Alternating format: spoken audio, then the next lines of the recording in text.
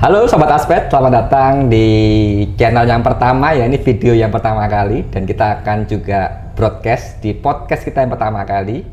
Ini karena banyak permintaan nih dari Sobat Aspet bahwa kita kapan nih untuk YouTube-nya, kapan nih untuk podcastnya. Nah ini kita akan perdana dan hari ini kita kedatangan seorang senior financial planner ya, sudah pernah menjadi narasumber juga kita di IG Live.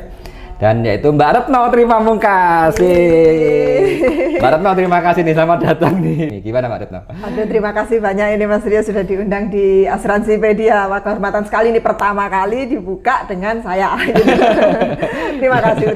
Ini kontak-kontak ini, wah Mbak Retno yang bisa ini, wah keren banget Mbak Retno. Terima kasih kedatangan tamu spesial. Dan topik hari ini Mbak Retno, kita ngobrol santai aja ya. Kita dasar dulu. Menurut Mbak Retno sebagai senior financial planner ya, apa sih artinya sebuah asuransi itu Mbak Retno?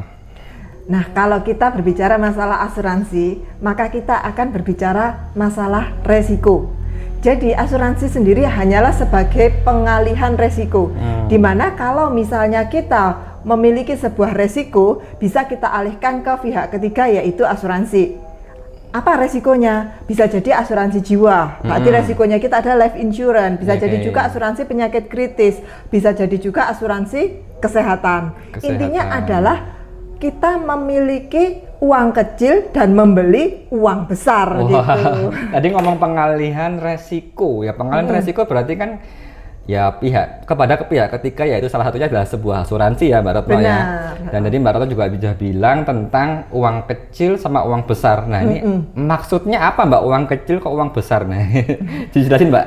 Gini, jadi apabila kita berpikir tentang resiko kan banyak bisa terjadi banyak. Baik itu resiko jiwa, misalnya kita terjadi resiko meninggal, maka akan ada dana cadangan yang harus kita keluarkan. Bisa jadi juga nantinya kita bisa berhutang apabila cadangan dana tersebut tidak mencukupi. Betul. Maka kita bisa mengalihkan ke pihak insurance.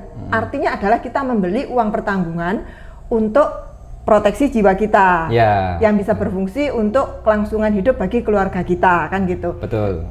Kita juga bisa membeli asuransi penyakit kritis, di mana kalau kita sudah terkena penyakit kritis, maka akan mendapatkan uang pertanggungan penyakit kritis, karena biaya penyakit kritis juga cukup besar. Jadi iya betul. Bisa jadi kita juga apabila terdampak penyakit kritis bisa sampai berhutang. Nah, itu nilainya bisa besar banget itu untuk penyakit kritis. Betul.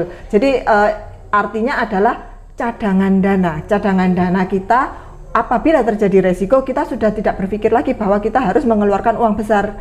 Nah, apakah preminya sebesar yang kita beli uang pertanggungan tersebut? Enggak. Jadi yang kita investkan hanya kecil saja untuk membeli uang besar tersebut. Enggak harus kita menyediakan dana sebesar itu. Gitu. Oke, jadi uang kecil itu ya kalau kita istilahnya itu preminya ya Mbak Retno ya? Premi. Oke, berarti kalau uang besarnya adalah sebuah proteksinya itu, betul nggak? Betul, uang pertanggungannya. Uang pertanggungan. Jadi menarik, tadi sudah bilang tentang pengalihan resiko.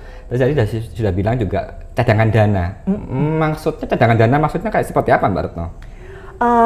Sebenarnya kalau misalnya kita mau menghitung ya, kalau misalnya terjadi baik-baik saja, mungkin cadangan dana tidak diperlukan gitu. Tapi apabila terjadi resiko penyakit kritis ataupun terjadi resiko meninggal dunia, kita harus memiliki yang namanya dana cadangan. Dana cadangan untuk biaya apabila terjadi resiko tersebut. Nah, idealnya bagaimana? Idealnya kita bisa menghitung gitu. Kalau asuransi jiwa itu kita sesuaikan dengan pengeluaran kita. Kalau penyakit kritis kita sesuaikan dengan biaya untuk penyakit kritis. Nah, apabila kita tidak memiliki cadangan yang cukup besar untuk hal itu, kita bisa mengalihkan ke pihak asuransinya supaya kita tidak mengeluarkan dana yang besar. Oh, begitu maksudnya. Jadi ada pengalihan resiko dan cadangan dana untuk seorang nasabah itu ya Mbak Retno ya? Benar. Oke, menarik. Jadi uang kecil dan uang besar. Wah, ini poin-poinnya bagus banget ini. Nah, Mbak Retno, ini banyak yang pertanyaan ini. Banyak yang bilang, kapan waktu yang tepat membeli asuransi? Nah, ini kayaknya ya banyak banget yang tanya ini, kapan?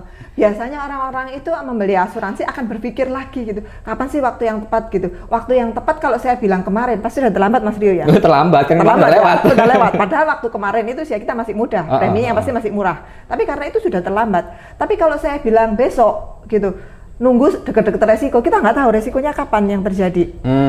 Karena hari ini pun kita tidak tahu 2 jam ke depan atau 1 hari ke depan apa yang akan terjadi. Jadi kalau ditanya kapan waktu yang tepat untuk membeli asuransi adalah sekarang. Waduh, Berarti sebelum terlambat. Sekarang ya ini ya. Dan kalau misalnya kita terlambat 1 jam saja membeli asuransi, bisa jadi juga pihak asuransi sudah tidak lagi memproteksi kita. Kan gitu. Jadi memang kesempatannya memang sekarang ya, mumpung kita masih sehat. Terus kita ada sedikit dana untuk membeli uang besar tersebut. Oke. Dan yang pasti kalau semakin muda usianya ya pasti semakin murah. Oke, menarik banget ya. Tadi memang poin-poinnya adalah kalau waktu yang tepat adalah membeli asuransi sekarang ya. Iya. Dan ya kalau kita belinya kemarin ya kan nggak mungkin lah ya. Sudah terlambat. Dan banyak orang nasabah itu dan agen asuransi prospek ya ke nasabah, dah nanti aja lah, nanti dulu aja. Nah itu kan banyak. Sebenarnya kita mudah untuk meyakinkan, tapi memang tidak semua orang bisa menerima cara kita meyakinkan. Tapi intinya adalah bagaimana kita minimal mungkin resiko itu terjadi sama kita. Jadi kalau misalnya kita membeli sekarang karena kita tidak tahu apa yang akan terjadi nantinya, maka belilah asuransi saat asuransi masih menerima kita. Karena kalau kita terlambat pun belum tentu asuransi mau menerima kita. Jadi bisa-bisa asuransi menolak ya Mbak ya? Bisa. Oh, karena ya memang orang yang sakit nggak bisa masuk asuransi ya, betul ya? Dan kita tidak tahu kapan kita sakit. Apalagi orang sudah meninggal ya Mbak ya? Uang petangnya sudah turun nih. Oke, menarik banget Mbak Retno, terima kasih waktunya. Jadi nanti kan akan saya upload ini ya, saya akan juga broadcast di podcast kita yang pertama. Terima kasih sharingnya dan kita udah mengerti tentang apa sih sebuah asuransi itu dan kapan waktu yang tepat membeli asuransi. Terima kasih Mbak Retno dan tamunya. Jadi kita hari ini adalah perdana kita. Terima kasih tamu spesial kita juga. Dan jangan lupa ya follow di Instagram kami Asuransipedia, dan kita akan share tentang perencanaan keuangan, bagaimana penting sebuah proteksi. Terima kasih untuk Mbak Retno nih. Kasih tips singkat nih Mbak Retno. Apa nggak pesan-pesan kepada sobat aspek nih kira-kira nih? Pesan saya sebelum kita terlambat untuk membeli asuransi, maka siapkan sedikit dana untuk membeli uang besar. Di mana uang besar itu sangat penting agar kondisi keuangan kita tidak terganggu dan jangan sampai minus karena resiko yang akan terjadi kita tidak tahu kapan. Oke, terima kasih Sobat Aspek. Kita nanti untuk video selanjutnya kita akan mengundang tamu spesial kita yang berikutnya. Dan terima kasih Mbak Retno. Dadah. Sampai jumpa. Sampai jumpa.